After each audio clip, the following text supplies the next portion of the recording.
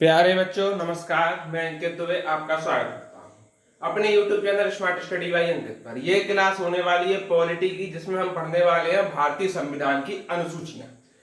इससे पहले भारतीय संविधान के भाग कंप्लीट करा दिए हैं, तो आज अनुसूचियों की तरफ चलते हैं। कुल भारतीय संविधान में 12 अनुसूचियां हैं, जिसमें 8 तो जब संविधान लागू हुआ था उसी टाइम पर थी, और 4 संविधान संशोधन के द्वारा अनुसूचियां 4 जोड़ी गई थी। अब हम बात करते हैं अनुसूची नंबर 1 की, जो कि संविधान लागू हुआ तभी की थी। इस अनुसूची में क्या कह रहे हैं कि राज्यों का नाम और उसका राज्य क्षेत्र, यानी इस राज्य का नाम क्या है, उस राज्य और ये राज्य है वो कितने क्षेत्रफल में फैला हुआ है। दूसरा है संघ राज्य क्षेत्र, यानी कि अपने यूटी जैसे दिल्ली है का नाम और सीमाएं, यानी कि यूटी का नाम कौन कौन सा है, दिल्ली है, पांडिचेरी है, अंडमान निकोबार है, और उसकी सीमाएं क्या क्या हैं। ये हमारी अनुसूची नंबर कहती है 1। अच्छा, अनुसूची 2 कहती है वेतन भत्ते पेंशन के बारे में। तो वेतन भत्ते पेंशन, किसके वेतन भत्ते पेंशन की बात करें हम, तो देखिए हम वेतन भत्ते किसकी बात करते हैं। भारत के राष्ट्रपति, राज्यों के राज्यपाल, लोकसभा के अध्यक्ष और उपाध्यक्ष, लोकसभा के अध्यक्ष और उपाध्यक्ष, राज्यसभा के सभापति और उपसभापति।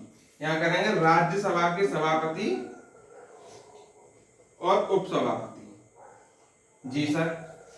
सुप्रीम कोर्ट के न्यायाधीश, हाई कोर्ट के न्यायाधीश, भारत का सीएजी, सीएजी बोलते हैं नियंत्रक और महालेखा परीक्षक, राज्य विधानसभा के अध्यक्ष और उपाध्यक्ष, राज्य विधान परिषद के सभापति और उपसभापति के वेतन भत्ते पेंशन का प्रावधान करती है।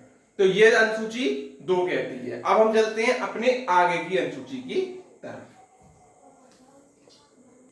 अब चलते हैं अनुसूची नंबर 3 की तरफ, जिसमें क्या है, शपथ दिलाई जाती है। किसमें, तो अनुसूची नंबर 3 की बात करते हैं। क्या कहते हैं इसमें, संघ के मंत्री, संसद के चुनाव के प्रत्याशी, संसद के सदस्य, सुप्रीम कोर्ट के न्यायाधीश, भारत का सीएजी नियंत्रक और महालेखा परीक्षक, राज्य के मंत्री, विधानमंडल के चुनाव के प्रत्याशी, राज्य विधानमंडल के सदस्य और हाई कोर्ट के न्यायाधीश को शपथ दिलाई जाती है।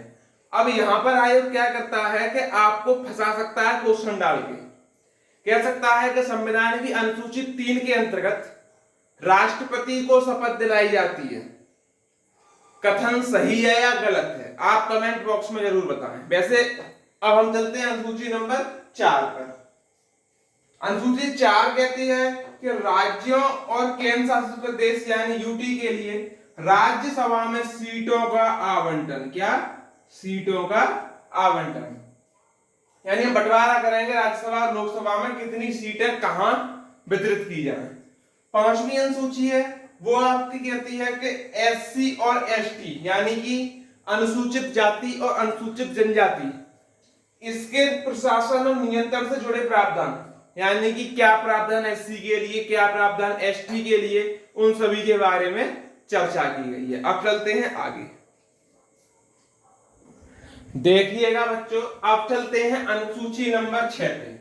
अनुसूची 6 क्या कहती है कि असम, मेघालय, त्रिपुरा, मिजोरम राज्यों के जनजातीय क्षेत्रों के बारे में उपबंध, यानी जो जनजातीय क्षेत्र है असम, मेघालय, त्रिपुरा, मिजोरम, उनके बारे में उपबंध है।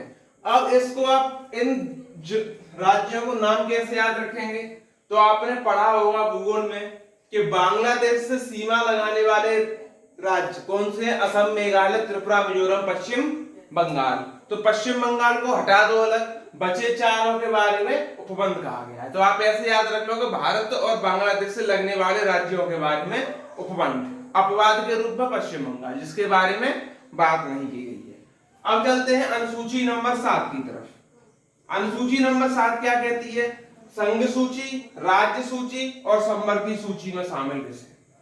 पहले तो आपको समझना पड़ेगा संघ सूची क्या है, राज्य सूची क्या है और समवर्ती सूची क्या है, तब उसके बाद आप जान पाएंगे कि इसमें विषय कौन कौन से शामिल हो सकते हैं।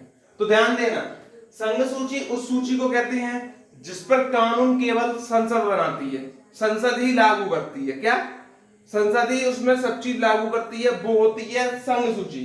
संघ सूची में विषय थे हमारे 97, कब? पहले। और वर्तमान में 100 हो गए हैं, यानी कि +3 बढ़े हैं, इतना आपको याद रखना है। राज्य सूची के बारे में बात करें तो राज्य सूची में कानून कौन बनाता है? राज्य का विधानमंडल। कौन बनाता है? राज्य का विधानमंडल। अच्छा, तो राज्य सूची में विषय कितने थे? 66। कितने हो गए? 61। अच्छा, 5 विषय गए कहां? तो 5 विषय जो थे वो राज्य सूची से घटा के समवर्ती सूची में जोड़ दिए गए। उसके बारे में अलग बात करेंगे। समवर्ती सूची के बारे में क्या है? इस पर केंद्र भी कानून बना सकता है, राज्य भी कानून बना सकता है, लेकिन प्राथमिकता केंद्र को दी जाएगी, क्योंकि केंद्र उच्च है। ऐसे के कानून बनाया राज्यपाल ने कि पहले राष्ट्रपति कानून बना रहा है यहाँ पे, ठीक, और फिर राज्यपाल बना रहा है, तो राष्ट्रपति के कानून को प्राथमिकता पहले देना। कितने विषय हैं? 47।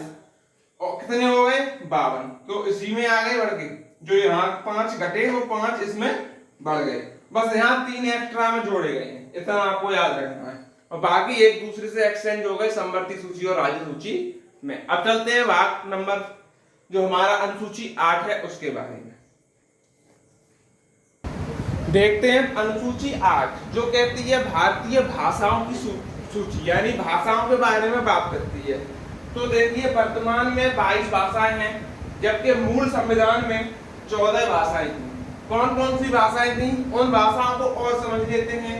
असमिया थी, बांग्ला थी, बोडो थी, डोंगरी थी, गुजराती थी, हिंदी थी, कन्नड़ थी, कश्मीरी थी, कोंकणी थी, मैथिली थी, और भी 2-4 अन्य थी। जो इम्पोर्टेंट है वो मैंने भाषाएं ले ली हैं। अब एक कुछ अमेंडमेंट आए, यानी कि संशोधन हुए, जिनसे ये भाषाएं जोड़ी गई। सिंधी भाषा जो आपकी जोड़ी गई 1967 में संविधान संशोधन 1967 में जोड़ी गई। कब? 21वें संविधान संशोधन द्वारा, ये आपको याद रखना है। कोंकणी, मणिपुरी, नेपाली, ये तीनों भाषाएं जोड़ी गई 71वें संविधान संशोधन 1992 के द्वारा। इसके द्वारा 71वें संविधान। बोडो, डोगरी, मैथिली, कोंकणी ये जोड़ी गई 92वें संविधान संशोधन 2003 के द्वारा। तो आज अपनी वीडियो में हमने 8 अनुसूची पढ़ ली है, बची है 4 अनुसूची, जिसको हम अगली वीडियो में कंप्लीट करा देंगे। तो जो भी साथी नए हैं चैनल सब्सक्राइब कर लें। धन्यवाद।